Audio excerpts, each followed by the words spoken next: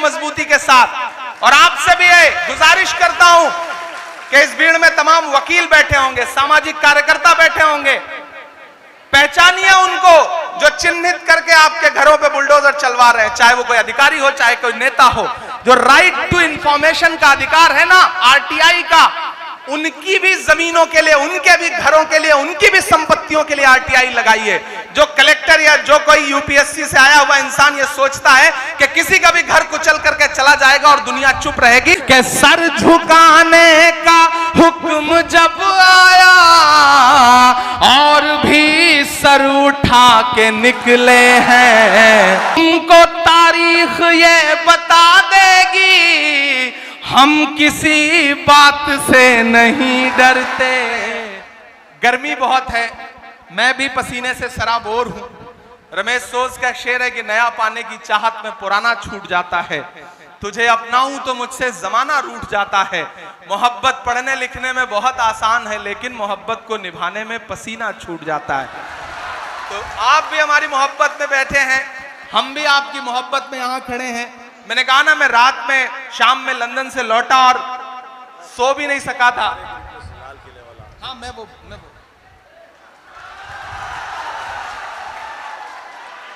गाजीपुर का आदमी भी, उसे सारे हुनर आते हैं।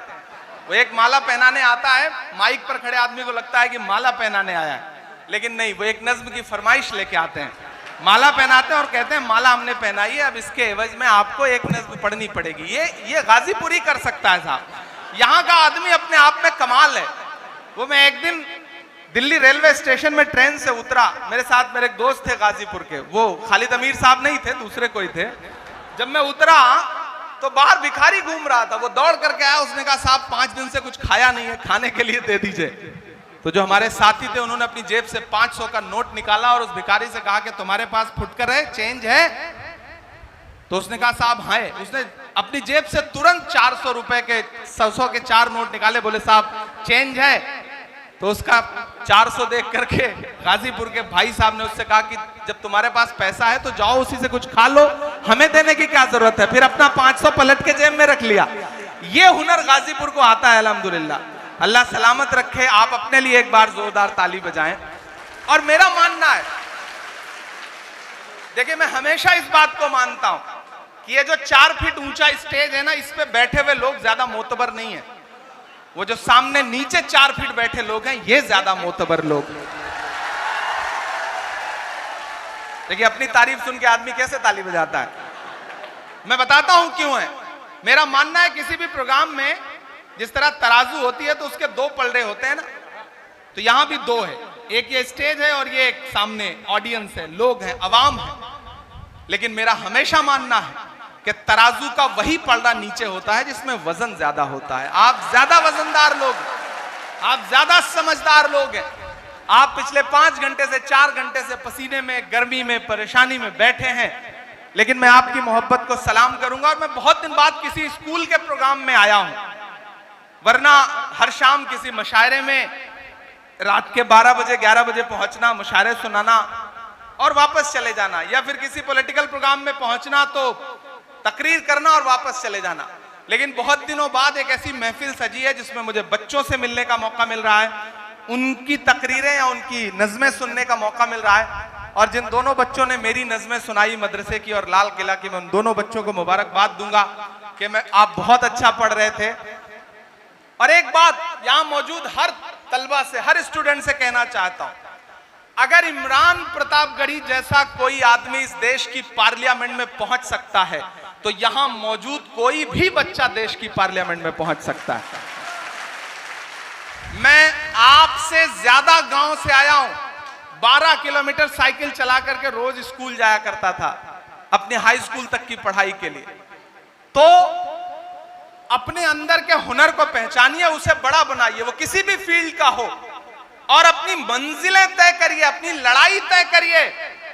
सामाजिक न्याय के खिलाफ लड़ने वाले लोगों ने अपने हथियार बदल दिए हैं, तौर तरीके बदल दिए हैं, तो सामाजिक न्याय की लड़ाई लड़ने वालों को भी अपने तौर तरीके बदलने पड़ेंगे।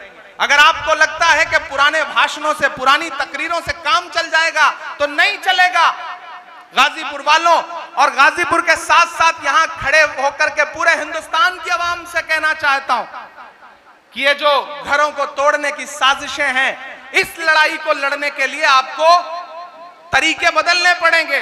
आरटीआई है, राइट टू इंफॉर्मेशन है आपके पास, राइट टू एजुकेशन है आपके पास, राइट टू फूड है।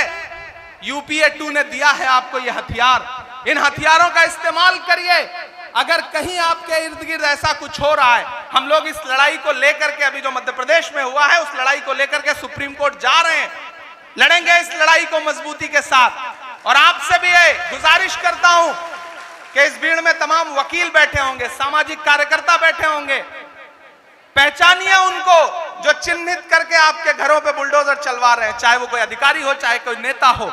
जो राइट टू इंफॉर्मेशन का अधिकार है ना आरटीआई का, उनकी भी जमीनों के लिए, उनके भी घरों के लिए, उनकी भी संपत्तियों के लिए आरटीआई लगाइए।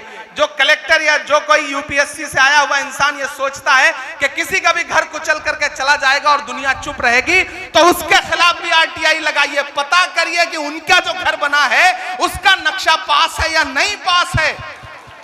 ये लड़ाई इस देश के तमाम सामाजिक कार्यकर्ताओं को, इस देश के तमाम वकीलों को, शिक्षाविदों को मिलकर लड़नी पड़ेगी, वरना इस देश के दलित हो, आदिवासी हो, अल्पसंख्यक हो, पिछड़े हो, महिलाएं हो, जो जुल्म सितम की इंतहा इबारत लिखी जा रही है, वो उसे आने वाली सदियां याद रखेंगी। मैं आखिर में थोड़ी देर आपसे और गुफ्तगू करूंगा, लेकिन एक नज्म पहले सुनाऊंगा उसके बाद।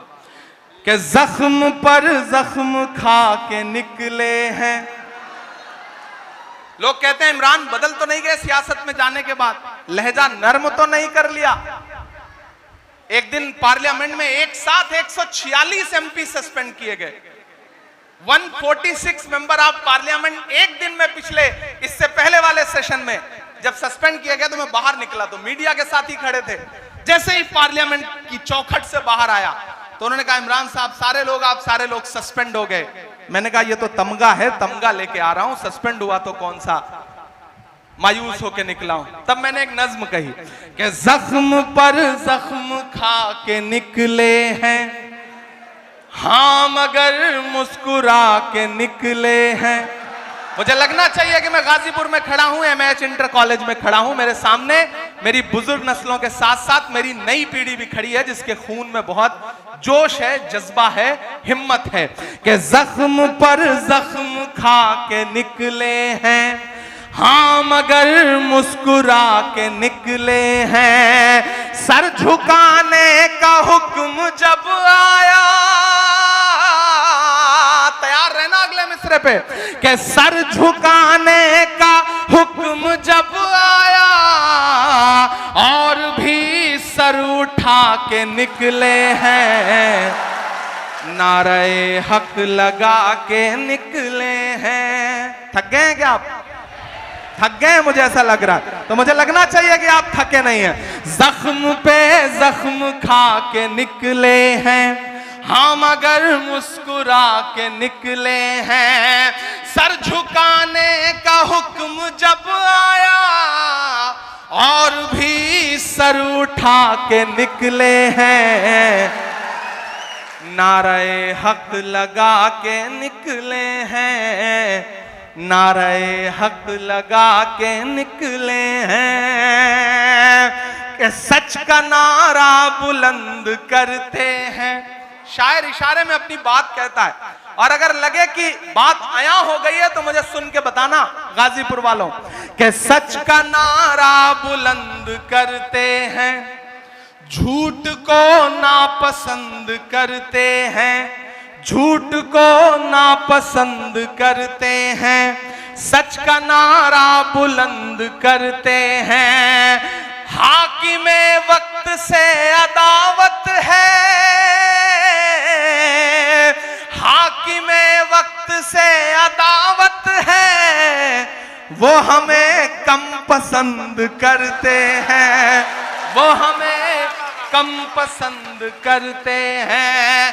झूठ के हाकिमों के चेहरे पर आईना हम दिखा के निकले हैं, नारे हक लगा के निकले हैं, जख्म पे जख्म खा के निकले हैं। आखिरी बंद पढ़ता हूं इस नज्म का। कि जुल्म की रात से नहीं डरते।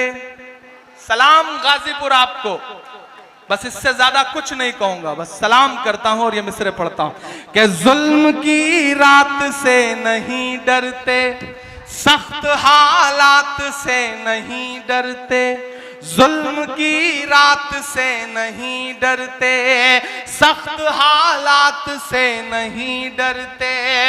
तुमको तारीख ये बता देगी,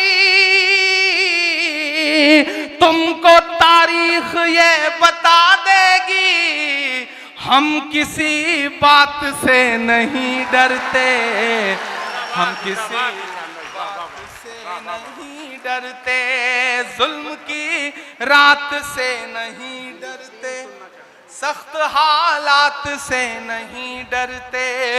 तुमको तारीख ये बता देगी, हम किसी बात से नहीं डरते।